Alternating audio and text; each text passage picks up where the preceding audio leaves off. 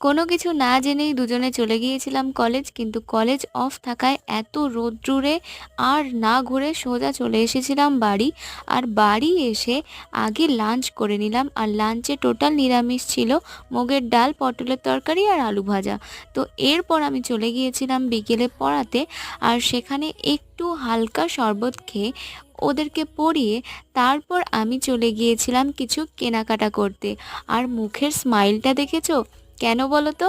চৈত্র সেলে জিনিস কিনেছি, মুখে তো হাসি থাকবেই, তাই না? তো যাই হোক, আমি ওই সেল থেকে দুজোড়া জুতো নিয়েছিলাম, যেগুলো নিয়েছিল 99 করে।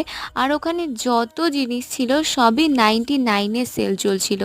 তো এদিকে আমি নিয়ে নিয়েছিলাম দুজোড়া প্লাজো, দুজোড়া বলবো না, দুটো প্লাজো নিয়ে নিয়েছিলাম।